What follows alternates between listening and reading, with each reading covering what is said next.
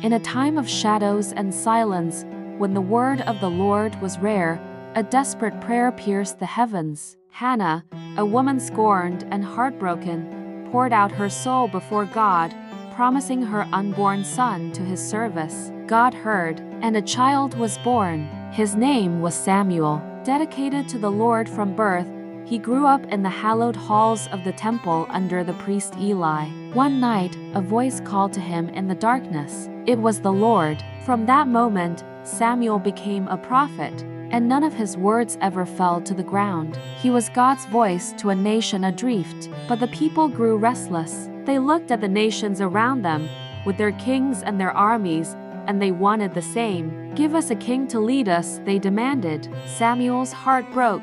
This wasn't just a political request. It was a spiritual rejection. They were turning away from their true king, the God who had delivered them time and again. With a heavy heart, Samuel warned them of the cost of a human king, the taxes, the conscription, the loss of freedom.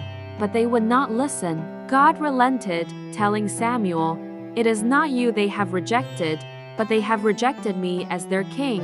The search for a king began, and it led to a tall, handsome man from the tribe of Benjamin named Saul. When Samuel anointed him with oil, the Spirit of God came upon Saul, and he was transformed. He looked the part. He acted the part. Early victories solidified his rule, and Israel celebrated their new leader. But the true test of a king isn't found in his victories on the battlefield. It's found in the obedience of his heart. The test came quickly. Before a battle with the Philistines, Saul grew impatient waiting for Samuel. He defied God's command and offered the sacrifice himself, a duty reserved for the prophet. It was his first major misstep. Later, God commanded him to utterly destroy the Amalekites, holding nothing back.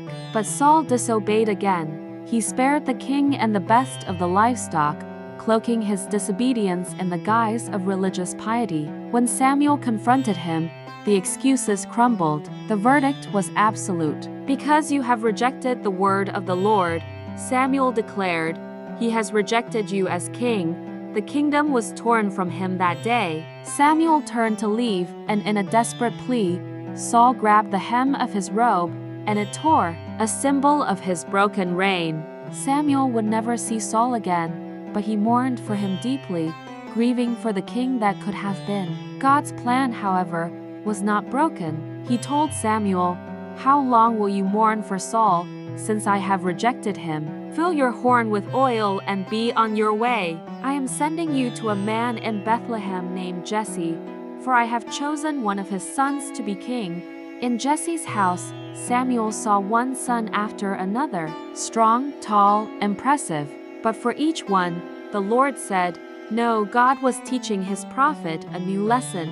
The Lord does not look at the things people look at. People look at the outward appearance, but the Lord looks at the heart.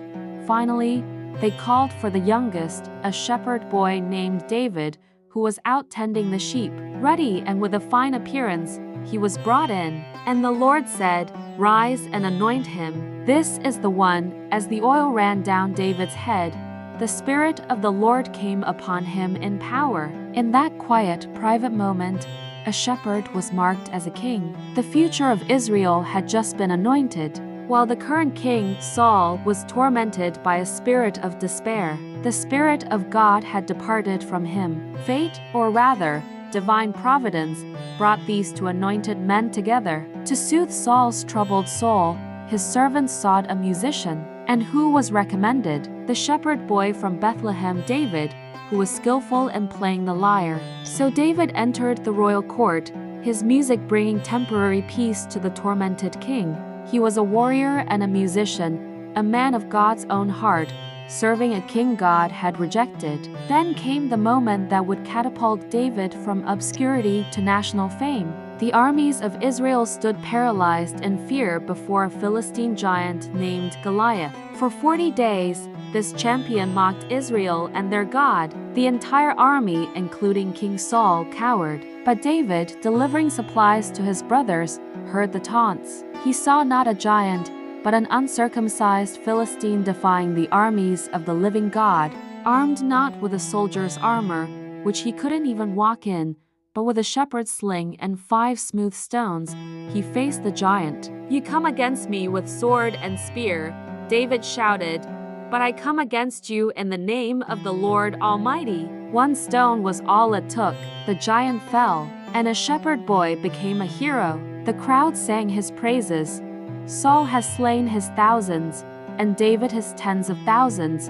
And with those words, the seed of envy took root in Saul's heart. The music that once soothed him now sounded like a threat. The hero who saved his kingdom now looked like a rival. Twice, as David played the lyre, Saul hurled his spear, trying to pin him to the wall. But God was with David. Saul's own children saw David's true character. His son, Jonathan, loved David as he loved himself, making a covenant with him and recognizing him as the future king. His daughter, Michal, loved David and helped him escape her father's murderous rage.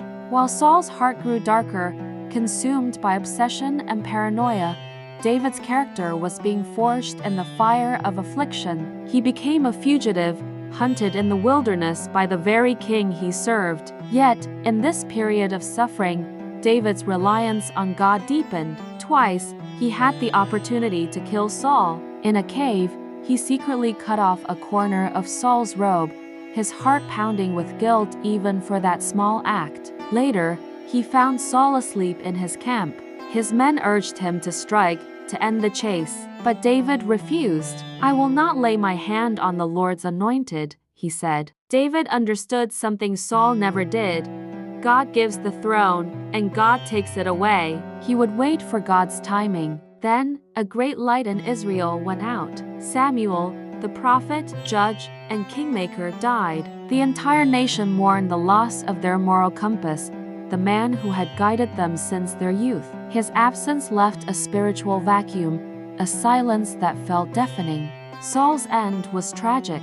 Cut off from God, desperate for a word, he sought a medium at Ender, a practice he himself had outlawed. The spirit of Samuel appeared, not with comfort, but with a final, chilling prophecy of doom. The next day, on the battlefield of Mount Gilboa, the prophecy came true. The Philistines overwhelmed the Israelite army. Saul's sons, including the noble Jonathan, were killed. Wounded and facing capture, Saul fell on his own sword. When the news reached David, there was no celebration. There was no triumphant "I told you so."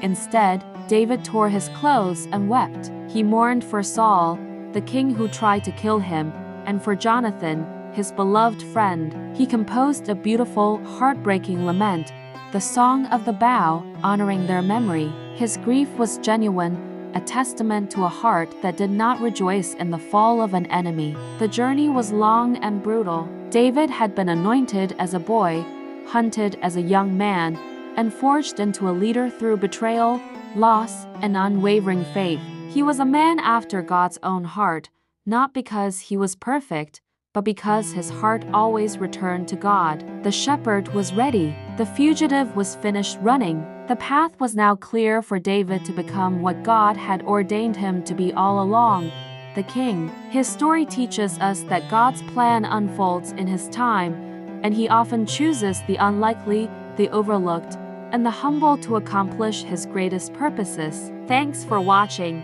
If this story moved you, please like and subscribe for more deep dives into these timeless narratives.